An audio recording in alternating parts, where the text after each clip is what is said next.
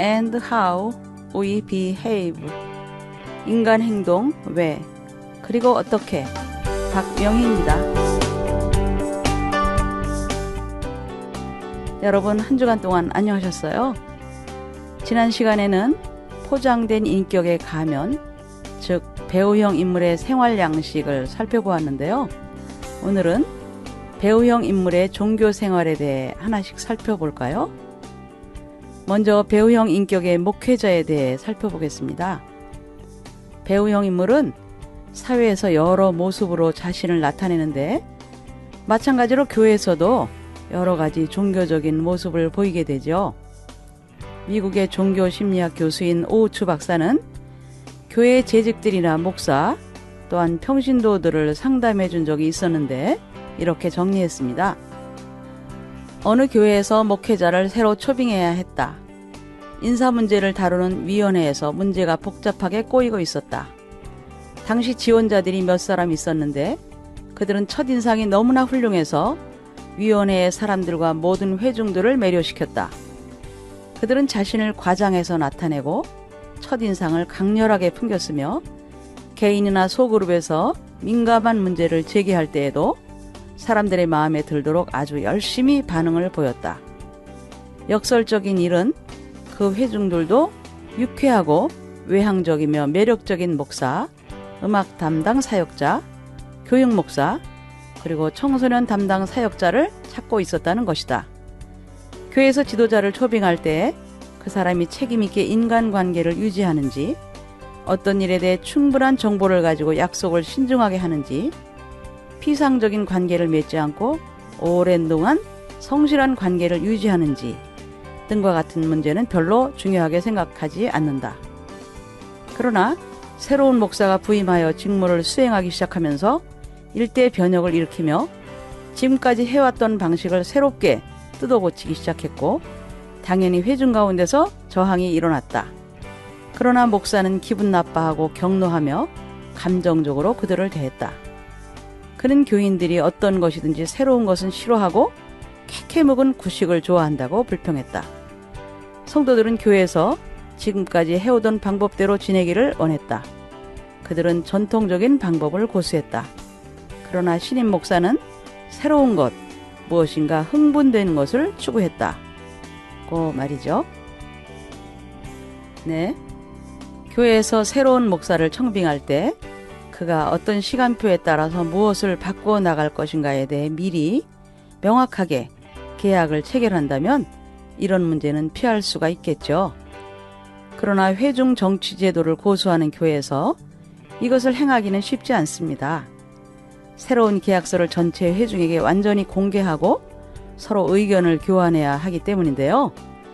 더욱이 새로운 목사나 교회 간부진이 배우형 인물이고 온 회중이 그들에게 매료될 때면 이렇게 명백한 계약서를 만들기란 어려운 일이죠.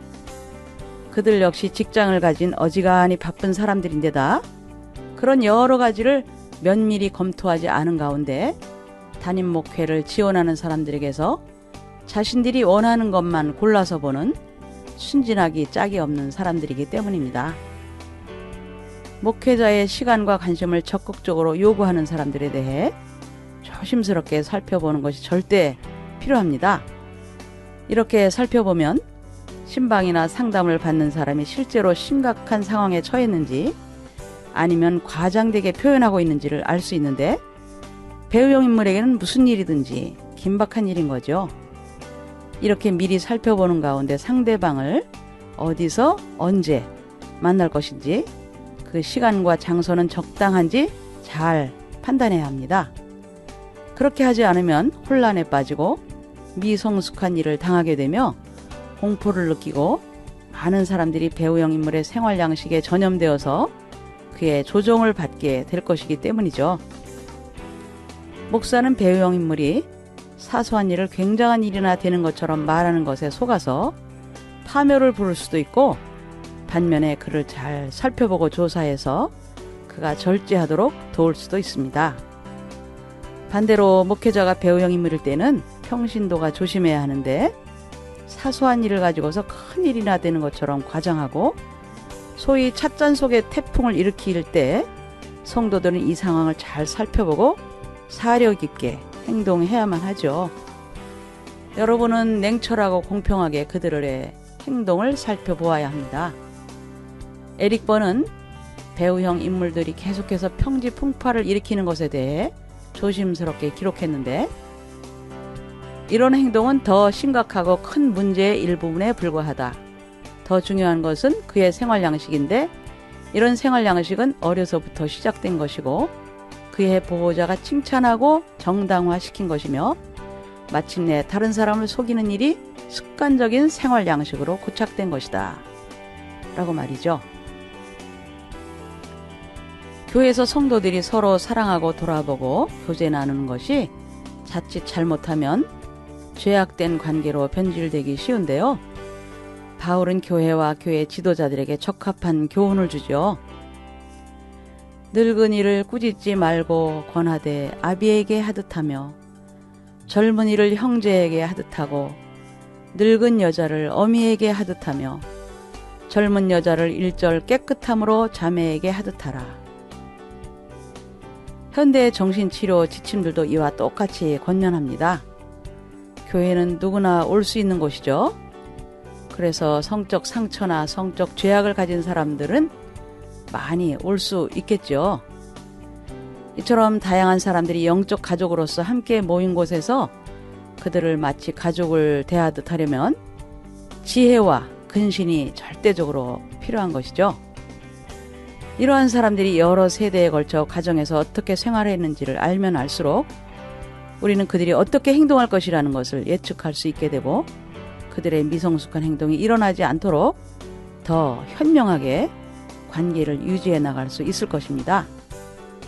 또한 우리가 부모와 형제, 자매를 어떻게 대했는지, 또 그들이 우리를 어떻게 대했는지에 대해 자신을 냉철하게 돌아보고 우리 자신을 알게 되면 교회 성도들에게 더 지혜롭게 대하게 될 것입니다. 배우형 소녀들을 치료했던 의사나 목회 상담가들이 관찰한 바에 따르면 기억 상실이나 대뇌 장애 발작 등의 신체적 증상은 우울증이나 자살 기도, 가출 등의 심리적 증상과 관계가 있음을 알 수 있는데, 이런 신체적 증상을 보이는 소녀와 그 어머니는 아무도 모르는 어두운 비밀을 간직하고 있을 수 있다는 겁니다. 배우형 행동 양식을 보이는 어린 청소년들의 가정적 배경을 살펴보면 그들의 뒷면에는 근친상간이 숨겨져 있음을 발견하곤 하는데, 이것은 여자들이 피해자인 경우가 더 많게 마련이지만 남자나 여자 모두에게서 볼 수 있는 양상입니다.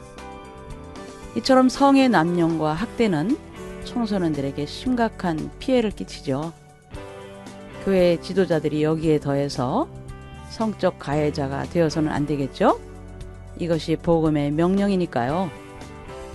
오우츠 박사는 이런 배우형 인물들이 지속적으로 비밀스럽게 성적 피해를 당한 결과 그들은 그들 주변에 습관적으로 울타리를 치고 결정적인 침입자가 있을까 두려워서 다른 사람들과 피상적인 관계만을 유지합니다.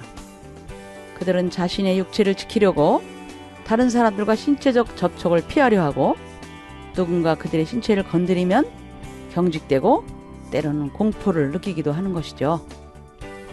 네, 오늘은 배우형 인물의 종교 생활에 대해 배웠는데요.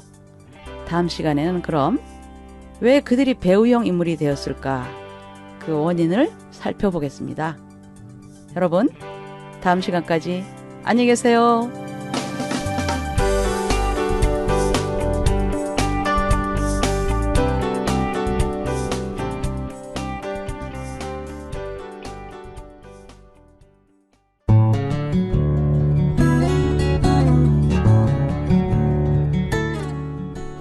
온 땅에 퍼지는 하늘의 향기 KCN. 지금 여러분은 인터넷 라디오 KCN을 듣고 계십니다.